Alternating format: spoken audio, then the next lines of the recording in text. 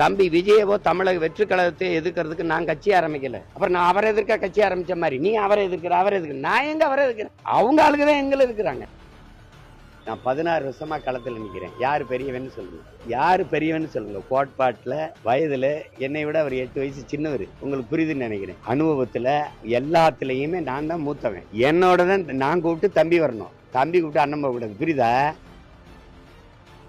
நீங்க ஆட்சியில் பங்கு அதிகாரத்தில் பங்குன்னு, ஆட்சியில் பங்கு அதிகாரத்தில் பங்கு ரெண்டு ஒண்ணுதான். ஆனால் இப்ப இதே என் தம்பி ஒரு தடவை ஆட்சி அமைச்சிருந்து, ஒரு தடவை 5 ஆண்டு கால ஆட்சியில இருந்து ஆட்சி நடத்திட்டு அடுத்த முறை இப்படி ஒரு அழைப்பு கொடுக்குறாருன்னா எல்லாரும் போவாங்க. இப்ப திமுக ஆட்சியில் பங்கு ஆட்சியில் பங்கு வாங்கன்னா கூப்பிடுவாங்க. அதிமுக ஆட்சியில் பங்குன்னா அது பல முறை இருந்திருக்கு, வருவாங்க. ஆனா ஆட்சிக்கே வராத, தேர்தலே நிக்காத ஒருவர் அழைக்கும் போது நம்பிக்கைக்குரியதா இருக்காது. முதல்ல அதை நீங்க விளங்கணும். ஐயா விஜயகாந்த் தலைமையில மக்கள் நல கூட்டணின்னு ஒண்ணு வரைஞ்சுன்னா அவரு 10 விழுக்காடு வாக்கு வச்சிருந்தார். அதனால எல்லாரும் அவர் சரி 10 விழுக்காடு இருக்கு, நம்ம எல்லாம் சேர்ந்தா ஒரு குறிப்பிட்ட அளவுக்கு வெற்றியை போய் தொட்டுடலாம், ஒரு மாறுதலை உருவாக்கலாம்னு நினைப்பாங்க. அப்ப நம்ம ஆட்சியில பங்குன்னு வரும்போதே நம்ம ஆட்சியில் பங்கு அப்படின்னு சொன்னா இப்ப நமக்கு ஒரு கேள்வி வருதுல்ல, நீங்க ஆட்சியில பங்கு கொடுக்கிற அளவுக்கு இங்க எந்த கட்சி இருக்கு? நீங்க ஆட்சியில பங்கு கொடுக்கிற அளவுக்கு தூய்மையான நேர்மையான கட்சிகள் இருந்தால் நீங்க ஏன் கட்சி ஆரம்பிச்சு? ஒரு கேள்வி இருக்குல்ல. இப்ப இந்த ஆட்சியில இங்க இருக்கிற கட்சிகள்ல இப்ப காங்கிரஸே நீங்க சேர்த்துக்கிறீங்க,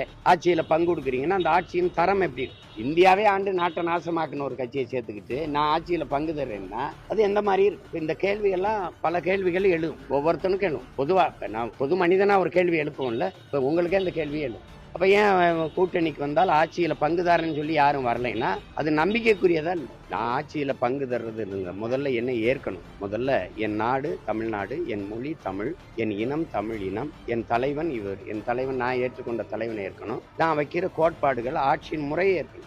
உங்களுக்கு புரியுதுன்னு நினைக்கிறேன். இவர் ஊழல் லஞ்சம் பெற்றா இடைக்கால பணி நீக்கம் இல்ல, பணி இடமாற்றம் இல்ல, நிரந்தர நிலையான பணி நீக்கம்னு நான் சொல்றேன். நீங்க சாதிக்காக ஒரு கொலையை பண்ணிட்டீங்கன்னா உங்கள் சான்றிதழ் செல்லாது. நீங்க என்ன படிச்சிருந்தாலும் அதோட அது மதிப்பு இழந்துரும்னு ஒரு சட்டம் கொண்டு வரேன். நீங்க ஏற்கனவே இலவசம்ங்கிறது இல்ல, அதை நான் ஒழிப்பேன்னு சொல்றேன். அதை பெற வேண்டிய நிலையில் இல்லாத வாழ்க்கை தரத்தை உயர்த்துவேங்கிறேன். அதை நீங்க ஏற்கணும். வேளாண்மையை முன்னிறுத்திய தற்சார்பு பசுமை தாய்மை பொருளாதாரம்ங்கிறேன். அதை நீங்க ஏற்கணும். நீங்க அரசு பணியா வேளாண்மை எங்களை மறுபடியும் விவசாயம் பார்க்க சொல்லிட்டாப்ல, எங்களை ஆடு மாடு மேய்க்க சொல்லிட்டாப்ல அப்படின்னு. சாராயம் விற்கிறதுல 50,000 கோடி, பால் விற்கிறதுல 1,50,000 கோடி. இது உயிரை எடுக்கும், இந்த உயிரை கொடுக்கும். எந்த இடத்துல நான் நிக்கேன்னு கேட்டா இந்த இடத்துல நம்ம நிப்போம்னா என் கூட வரலாம். கால்நடைத்துறைக்கு ஒரு அமைச்சகம் இருக்குல்ல, கால்நடை இருக்கா? பால் வளத்துறைக்கு ஒரு அமைச்சகம் இருக்குல்ல, பால் வளம் இருக்கா? பால் இருக்கு, வளம் இருக்கா? உங்களுக்கு பால் எங்க இருந்து வருது? ஆந்திரால. ஏன் நீ ஆடு மாடு வளர்க்கல, நீ மாடு வளர்க்கலன்னு கேட்டா பதில் இருக்கா? அப்ப துறை வச்சுப்ப.